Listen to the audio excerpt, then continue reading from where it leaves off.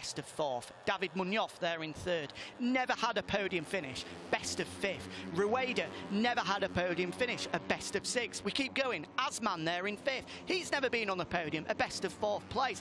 Daniel Munoz, he's never tasted the podium as well, a best of 4th for him. And then on the back of this leading group, Scott Ogden, he's never tasted the podium as well. Oh, and there he is. Oh, that's Matteo Volpi that's pulled in. I thought it was Joel Kelso, but he's just been tailed off this leading group, has the Australian there in 8th. You can see him just in the backgrounds there. We're left with 7 at the moment, with Aji leading the way. But as I was saying, 6 of the leading 7 have never been on the podium, so I think we might get a few twitches as we go into the final laps with a debut podium suddenly coming into play. Yeah, we certainly will be having a few twitches, no doubt. And not just that, you know, regardless of personal best finishes from seasons past, even in this season alone, Asman hasn't even finished in the top 10 yet. So to be running, what is he, 2/10 off the lead, off the win now, this is such a good ride for him and real confidence booster coming into race 2 later today and also the rest of the rounds later this year. There goes Rueda up into 3rd place with Holgado back at the front. There's Hiroshi Ayama, the boss man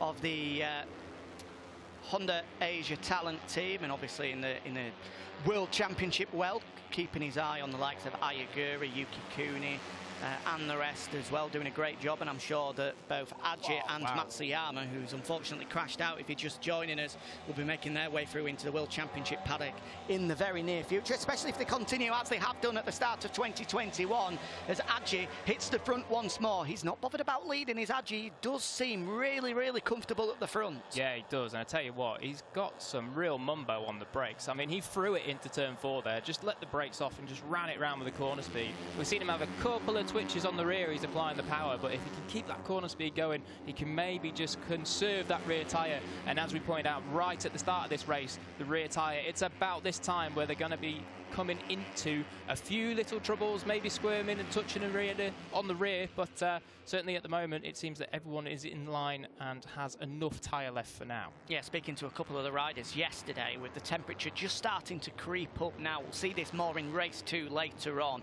They said they did around a 13-14 lap run, and as they got to lap 10 or 11, they suddenly felt a big drop on the rear tyre. We're now on lap number 10. Next time around, very, very shortly, as we fire into the final corner, this will be lap 11. So these guys may well be just starting to feel the effects of the temperature here in Catalunya, with a big moment for Danny Holgado. He just got off the edge of the curb out to the final corner, and that caused that rear wheel just to snake from left to right. All okay though, he was back into the slipstream and he's able to hold on to 4th place. Yeah, Mario Aji's pitboard there, you may well have just seen it on the shot.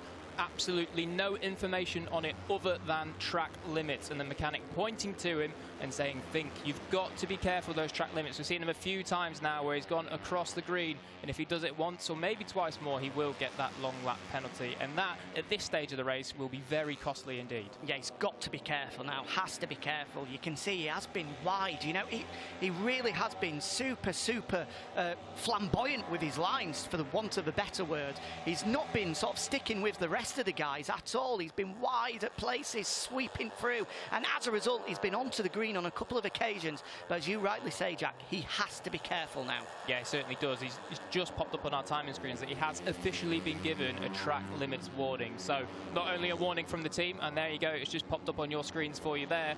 Track limits warning for rider number 16, that is Mario Aji, the pole man. So he needs to be very careful now as he's going to slipstream down.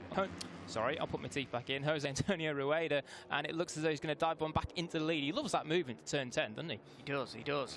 But then he always goes wide there, and that's going to leave an opportunity maybe for someone to possibly come alongside him. But the beauty of that line is, even if they're able to pull alongside him through turn 11, he's got the inside line into 12 and he's able to block them off instantly. So it's proving costly for the other riders at the moment, the fact that Aji looks to have such an advantage on the brakes into turn 10. You have to say, if he's 2nd or 3rd on the final lap going into turn 10, it looks like he's going to be a hard man to beat as the 16. Yeah, he certainly does. He's very confident with the front end of that Honda, but one place where he is struggling is the front straight, as we see the two Munoz boys now flying in formation. Looks as though at least one of them is going to pick him off on the brakes, but once again, just as we say, I shouldn't have even bothered doubting him. Mario Aji absolutely fantastic on the brakes and holds on to the lead. Yeah, he does. Still the 16 that leads the way here in Barcelona. Round 3 of the FIM CEV Repsol. 4 laps remaining on our first of 2 Junior World Championship races, with an Indonesian leading the way. He's got a cluster of Spaniards behind him before we have the Malaysian of Saifuddin Azman in 6th, and Scott Ogden still hanging in there in 7th. A great ride this is from Ogden, a best of 8th so far in his Junior World Championship career. So if he can cling on and get himself dragged through to the checkered flag, even pick up a couple of spots on the closing couple of laps, this is going to be a best ever ride from the young Brit. Great performance coming from the 26 at the back of this group. Yeah, it really is. Very good performance. And we see this so often from Scott. He's not particularly a qualifier. This year alone, he's been 14th and 19th on the grid. And then today, 12th, his PB qualifying by quite some way. But even last year, we saw that he often raced much better than he qualified. So certainly a Sunday man, and he's showing it once again here. Although he's just that 10th and a half off the back of the group. Hopefully he can slipstream him on the straight now and get involved with 3 laps to go as we come round next time. Certainly flying the flag is the former British Talent Cup champion from 2019. Of course, that series will get underway very shortly in 2021 with the opening round at Alton Park coming up shortly. Back at the front though, and it's Mario Aji that still leads the way, and he's just starting to pull the pin, is it? The elastic is stretching at the front of this race, with the number 64 of David Munoz and teammate Daniel Munoz tucked in behind, trying their very best to go with him. The pair of them, the purple machines on KTM machinery, and we seem to think that the KTM just has the advantage on top end speed. They're both tucked in the slipstream. One goes left, one goes right, and they fire their way to the front of this race. But the pocket rocket Rueda, he must weigh what? No less than 6 or 5 stone, dripping wet through. Yeah. And he's no more than 5 foot as well. As you can see on the bike, he's certainly helping him down that start-finish straight. Yeah, only about as heavy as a couple of bags of sugar, right? He's absolutely featherweight, isn't he? And it's certainly helping him on the straight there, as Mario Aji's certainly getting a bit busy. Azman's all the way out on the green. I think he got forced out there by one of the Munoz boys. But yeah, holding station for now. And Holgado, look at this, just when it gets down to crunch time, up into those top 2 positions. He's a gamer, isn't he? He really is a proper racer. Yeah, Holgado just always seems to find his way back into the top 2 or 3 places as we get into the closing laps. Hiroshi Ayama, pensive, yes, I think is the best way to put it.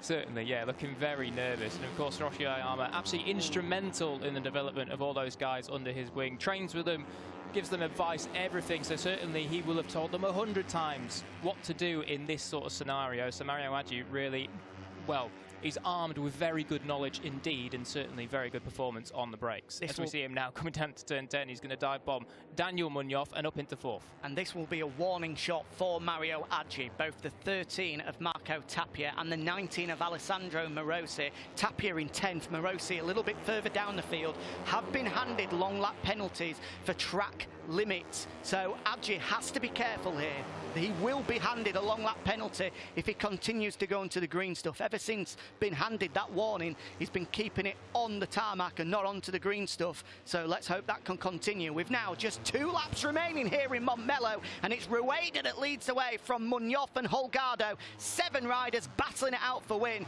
and all 7 of them have an equal chance at victory here. Yeah, look at this, about 4 or 5 abreast. Holgado right on the outside. Look at David Munoz looking across at him, and it seems as though Holgado's just swept it over the nose and into the lead, but he's in a Munoz sandwich with them 1st and 3rd.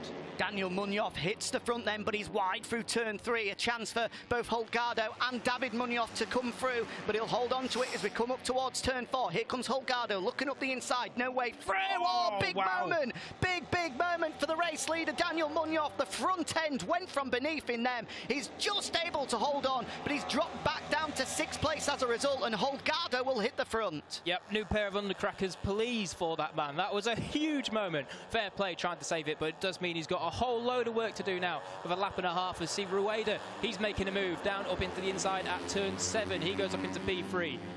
And we have a yellow flag at Marshall Post 2, but that's not going to affect these guys on this lap at least. So hopefully that is all sorted by the time we get... well, it just popped up a crash. Yeah, incorrect graphic, that one. The 64, David Munoz, is still there in 4th place. Here's a dress rehearsal for 1 lap time. Holgado hard onto the brakes, but he just about gets it stopped. The rear end kicking out there, and he absolutely parked it. There's Clement Rouget, just been helped away after crashing out at turn number 2. Back at the front though, and it's still Holgado that leads into the final sector for the penultimate time. Let's see if that gas machine has got the legs to be able to take him to the start-finish line in case it's a drag to the flag in 1 lap's time. Here we go, Holgado out to the final corner. Aji gets a good run. Has that Honda got the top end to be able to draft its way past? Here comes the start-finish line there, and that gas machine has got some legs on it. It looks as though Holgado, if he leads out the final corner, surely will be able to make it 4 in a row.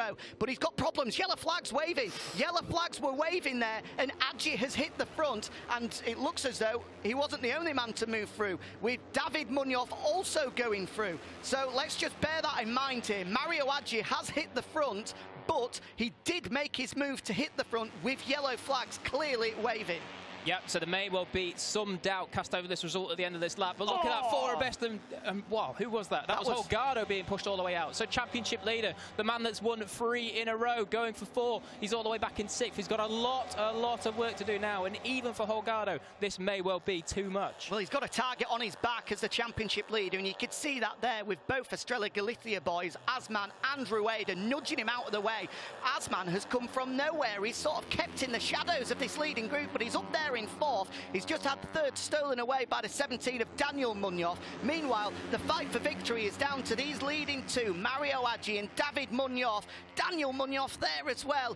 Aji is going to be so late on the brakes here. You're going to have to be a brave man to outbrake him into the final corner. But here comes Munoz. Contact between the pair of them. He pushes them wide, does Daniel Munoz. And there is disappointment in the junior talent team box. A chance at victory blown for Mario Aji through no fault of his own. And suddenly into the final sector. And it's Asman that leads. The Malaysian has hit the front, lurking in the shadows for the majority of this race. But suddenly he'll lead them into the final corner. Rueda, his teammate, will look to squeeze through on Munoz ahead of him, but victory for the first time in his Junior World Championship career will go the way of Saifuddin Asman. What a race, what a victory for the Malaysian. What an incredible performance. Outstanding last few laps from Saifuddin Asman. How on earth did he avoid all the chaos there? I think every single rider had 3 or 4 huge moments coming down into turn 10 there.